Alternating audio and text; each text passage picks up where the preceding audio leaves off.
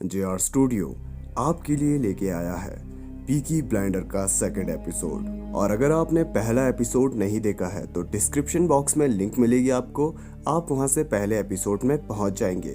तो पहले एपिसोड से शुरुआत कीजिए, आपको ये पूरी सीरीज बेहतरीन लगेगी, आपको बेहतर तरीके से समझ आ पाएगा। तो चलिए ये एपिसोड स्टार्ट करते हैं। इस एपिसोड की शुरुआत में हमें दिखाया जाता है कि टॉमी, आर्थर और जॉन तीनों भाई कार से मेले में जा रहे थे और उसके बाद उन्हें रास्ते पे कुछ घोड़े मिलते हैं। उनमें से एक घोड़ा थॉमस सेल्बी को बेहद पसंद आ जाता है और थॉमस सेल्बी घोड़े के मालिक जॉनी से उस घोड़े को खरीद लेता है। और तभी हम देखते हैं कि वहां पर ली परिवार के 3 लोग खड़े होते हैं। दरअसल ली परिवार उस समय जादू टोने के लिए जाना जाता था और वो लोग बातों ही बातों में सेल्बी परिवार का मजाक उड़ा रहे थे।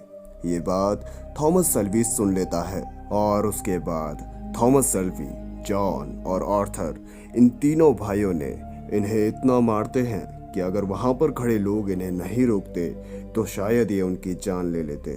और उसके बाद ये तीनों भाई मेले की तरफ चले जाते हैं और उसके बाद सीन शिफ्ट होता है और हम देखते हैं कि VSS कंपनी के कंपाउंड में इंस्पेक्टर कैमलर आ गया है और उसके आदमी सभी लोगों को उनके घरों से बाहर निकाल रहे थे ताकि उनके घरों की तलाशी ली जा सके।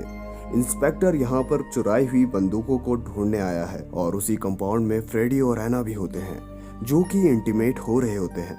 और उसके बाद वो बाहर की हलचल सुनते हैं। इस हलचल को सुनकर वो दोनों घबरा जाते हैं। फ्रेडी एना को अपने दोस्त के घर पर छुपा देता है और उसे जल्दी में कहता है, एना मुझे कुछ दिनों के लिए यहाँ से भागना होगा। और ये बात कहकर वो यहाँ से भाग जाता है। और उसके बाद पुलिस वाले फ्रेडी के घर की तलाशी लेते हैं तो वहाँ उन्हें एक पर्ची मिलती है जो कि दवाइयों की पर्ची थी।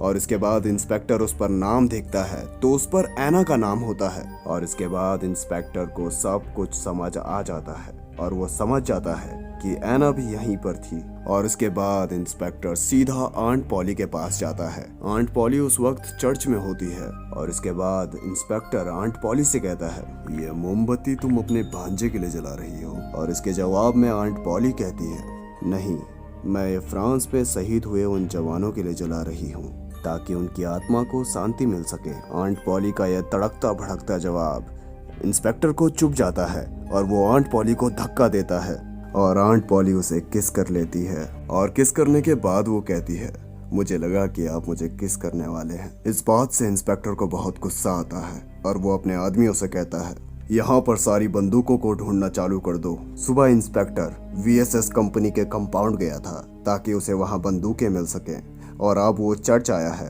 ताकि उसे यहाँ बंदूक मिल सके, मगर दोनों जगह उसे बंदूकें नहीं मिलती। और इस बात से परेशान होकर वो यहाँ से जाने लगता है, मगर जाने से पहले वो आंटी पॉली से कहता है कि मैं थॉमस सेल्बी से मिलना चाहता हूँ। अगर आप भूल गए हैं तो मैं आपको याद दिला दूं, ये इंस्पेक्टर उन्हीं बंदूकों को ढूंढने आया है जो बंदूकें थॉमस सेल्बी ने VSS कंपाउंड से चुराई थी। और उसके बाद हम देखते हैं कि थॉमस सेल्बी और उसके भाई मेले से होकर घर पहुंचते हैं जहां पर उन्हें पता लगता है कि पुलिस वालों ने सबको ये कहा है कि आर्थर ने हमें परमिशन दी थी कि हम सबके घरों की तलाशी ले सके ताकि सभी लोगों को ये लगे कि पीकी ब्लाइंडर ग्रुप भी अब पुलिस के साथ जुड़ चुका है, ताकि सभी लोग पीकी ब्लाइंडर ग्रुप के खिलाफ हो जाएं। और इसके बाद सीन शिफ्ट होता है और हमें दिखाया जाता है कि आंटी पॉली गेट बंद करके टॉमी से अकेले में बात करती है।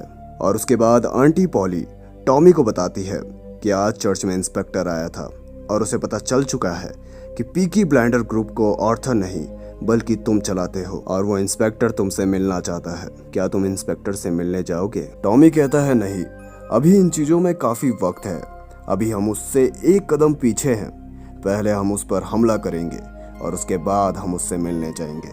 और इसके बाद हम देखते हैं कि थॉमस सेल्बी रात के अंधेरे में टाउन जाता है और सभी लोगों से ये कहता है कि तुम अपने घर से इंग्लैंड के राजा की फोटो निकालकर उसे जला दो और ऐसा करने पर मैं तुम्हें पैसे दूंगा। वहाँ के सभी लोग ये बात मान जाते हैं और एक जगह राजा की फोटो इकट्ठा करके उस पर आग लगा देते हैं। और उसके बाद टॉमी यहाँ पर एक रिपोर्टर को बुला देता है और उसे कहता है, तुम अपनी आंखों से यहाँ पर जो भी देख रहे हो उसे लिखो। और उसके बाद हम देखते हैं कि आंटी पॉली और एना आपस में कुछ बातें कर रही होती हैं तभी आंटी पॉली एना से कहती है कि खड़ी हो जाओ, और वो देखती है कि एना प्रेग्नेंट है। ये देखकर वो काफी गुस्सा हो जाती हैं और उससे पूछती हैं कि इसका पिता कौन है। एना कहती है कि टॉमी का बचपन का दोस्त फ्रेडी इसका बाप है। और इसके बाद आंटी पॉली को पता चल जाता है कि फ्रेडी और एना एक दूसरे से प्यार करते हैं। और उसके बाद सीन शिफ्ट होता है और हमें दिखाया जाता है कि थॉमस शेल्बी अपने नए घोड़े पर सवार होकर सैर के लिए निकल जाता है। तभी उसे रास्ते में ग्रीस भी मिलती है। ग्रीस वही लड़की है जो बार में वेट्रेस का काम करती है। और इसके बाद थॉमस शेल्बी ग्रीस से पूछता है, क्या तुम मेरे साथ रेस देखने चलोगी? ग्रीस इस बारे में काफी सोचती है, मगर उसके बाद वो उसे मना कर देती है। और इसके बाद वो वहाँ से घर जाता है तो घर में आंट पॉली उसे बताती है कि एना प्रेग्नेंट है। तो थॉमस शेल्बी काफी गुस्से में आ जाता है और वो वहाँ से एना के पास जाता है, जो कि थिएटर में होती है। वो गुस्से से एना के पास जाता है और उससे पूछता है, इसका बाप कौन है? तो एना उसे बताती है कि तुम्हारा दोस्त फ्रेडी इसका बाप है। और ये बात सुनकर टॉमी गुस्से में वहां से जाने लगता है। तभी एना कहती है, जाओ और जाकर उसे मार दो, तुम्हें तो बस यही आता है। और थॉमस शेल्बी वहां से चला जाता है। ये सब देखकर थिएटर वाला फिल्म रोक देता है, मगर तभी वहां पर बैठी एना कहती है, मेरी फिल्म क्यों रोक दी? वापिस से चला उसको। ये बात भूलना मत कि मैं भी शेल्बी परिवार से हूँ। और उसके बाद हमें दिखाया जाता है कि थॉमस शेल्बी शाम को अपने घर आता है। आज उसका घोड़ा हारा था, मगर फिर भी उसे काफी मुनाफा होता है। और ये बात देखकर आंटी पॉली उसे कहती है, क्या तुमने आज फिर से घोड़ों की रेस पर फिक्सिंग की है? और टॉमी उस बात से मना कर देता है। और इसके बाद आंटी पॉली थॉमस शेल्बी को एक चिट्ठी देती है और कहती है, एना ने कहा है कि ये चिट्ठी फ्रेडी को दे दें और कहें कि एना उसके बच्चे की मां बनने वाली है।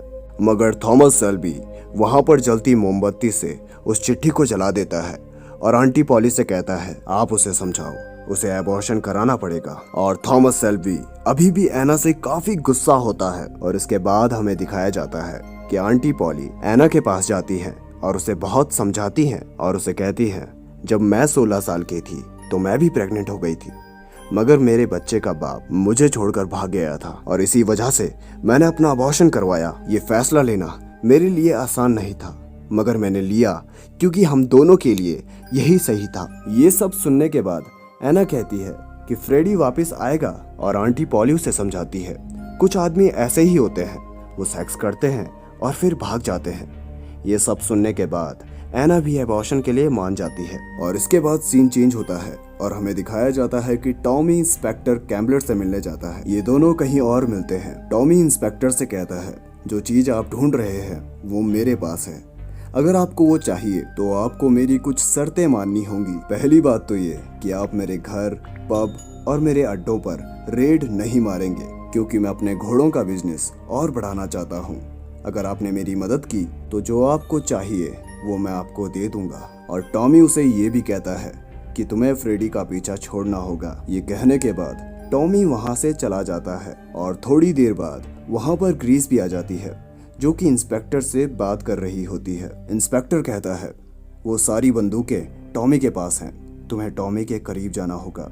और ग्रीस इस बात से मान जाती है। तो दोस्तों, मैं आपको बता दूं कि ग्रीस का काम ये है कि वो टॉमी के करीब जाए और ये पता लगाए कि उसने बंदूकें कहाँ रखी हैं। और उसके बाद हम देखते हैं कि टॉमी के पास एक आदमी आता है और वो उसे बताता है कि ली परिवार ने तुम्हारे घोड़े पर जादू टोना किया है। और उसके बाद टॉमी भागता हुआ अपने घोड़े के पास जाता है। टॉमी देखता है कि उसका घोड़ा काफी दर्द में है और वो तड़प रहा है। टॉमी ये सब नहीं देख पाता, इसीलिए वो फैसला करता है कि मैं इस घोड़े को गोली मार दूंगा ताकि ये अपने दर्द से मुक्त हो जाए। और टॉमी ऐसा ही करता है। वो अगले पल ही उस घोड़े को गोली मार देता है। और इसके बाद टॉमी पब जाता है। वहाँ पर ग्रीस भी होती है और ग्रीस उसके पास आकर बैठ जाती है और उससे पूछती है, तुम्हारा घोड़ा कैसा है? टॉमी कहता है, मैंने उसे मार दिया। ग्रीस उससे पूछती है, क्यों? तो टॉमी उसे कहता है, उसने थॉमस शेल्बी की तरफ गलत तरीके से देखा, इसीलिए मार दिया उसे। और इसके बाद टॉमी कहता है, मुझे अपने दोस्तों और कुछ पब के लोगों ने बताया है कि तुमने इससे पहले कहीं भी काम नहीं किया है। तुम प्रेग्नेंट हो गई थी और इसीलिए तुम यहाँ काम करने आई हो और तुमने अपना घर भी छोड़ दिया है। ग्रीस ये सब कुछ सुनकर उसे कहती है, प्लीज मेरे बारे में ये सब कुछ किसी को भी मत बताना। तो टॉमी कहता है, तुम्हें ये लगता है कि मैं ये सारी बातें किसी और को बताऊंगा? और उसके बाद टॉमी उससे पूछता है क्या तुम गाना गा सकती हो? और उसके बाद ग्रीस बोलती है तुम जो भी गाना बोलोगे मैं वो गाना गा सकती हूँ। और उसके बाद वो सीन आता है जो आपने अक्सर स्टेटस पे देखा होगा या फिर आपने खुद अपने स्टेटस पे वो सीन लगाया होगा। और इसके बाद ग्रीस टॉमी से पूछती है हैप्पी और सैड? और टॉमी कहता है सैड। ग्रीस कहती है तो मैं पहले ही तुम्हें चेतावनी देना चाहती हूँ, ये तुम्हारा दिल तोड़ सकता है। और टॉमी कहता है मेरा दिल तो पहले से ही टूटा हुआ है, मतलब इट्स ऑलरेडी ब्रोक। और इसके बाद सीन चेंज होता है और हमें दिखाया जाता है कि एना और आंटी पॉली कार्डिफ शहर जा रहे हैं ताकि वहां एना का अबॉर्शन करा सके। लेकिन तभी उन्हें स्टेशन पर फ्रेडी दिखता है। फ्रेडी कहता है कि मुझे टॉमी का संदेश मिला था और उसमें उसने लिखा था कि तुम एना को लेकर यहाँ से चले जाओ और कहीं और अपना घर बसा लो। फ्रेडी यहाँ पर एना को प्रपोज करता है शादी के लिए और एना मान जाती है। एना बहुत खुश हो जाती है। एना फ्रेडी से कहती है चलो हम कार्डिफ शहर चलते हैं, मगर फ्रेडी इस बात से इनकार कर देता है और कहता है तुम्हें क्या लगता है मैं टॉमी से डरता हूँ? हम यहीं पर शादी करेंगे और अपना घर भी यहीं पर बसाएंगे। मैं थॉमस सेल्बी से नहीं डरता। और ये दोनों यहाँ से निकल जाते हैं। और इसके बाद सीन चेंज होता है और हमें दिखाया जाता है कि थॉमस सेल्बी यानी टॉमी और आर्थर दोनों पब में एक साथ बियर पी रहे होते हैं। तभी वहाँ पर दूसरी गैंग का लीडर आ जाता है जिसका नाम कैलिबर होता है। वो थॉमस सेल्बी के सामने आकर बैठ जाता है और थॉमस सेल्बी से कहता है अगर तुम चाहो तो हम समझौता कर सकते हैं, हम साथ मिलकर ली फैमिली को हरा सकते हैं। इन दोनों गैंग के बीच समझौता हो जाता है, मगर जाने से पहले कैलिबर एक ऐसी हरकत करता है जिस वजह से सेल्बी परिवार का खून खौल जाता है। कैलिबर टॉमी की तरफ एक सिक्का फेंकता है और उसे उठाने को कहता है। टॉमी काफी सोचता है और उसके बाद वो उसे उठा लेता है क्योंकि टॉमी काफी चालाक होता है। और इसके बाद आर्थर टॉमी से कहता है तुमने ली ग्रुप के साथ लड़ाई इसलिए की ताकि कैलिबर ग्रुप हमारे साथ आ जाए। अगर आपको समझ नहीं आया है तो मैं आपको समझा दूं कि टॉमी इन दोनों ग्रुप से नफरत करता है और वो इन दोनों ग्रुप को खत्म करना चाहता है। आपने एपिसोड की शुरुआत में तो देखा ही होगा, टॉमी ली ग्रुप के मेंबर को मार रहा था।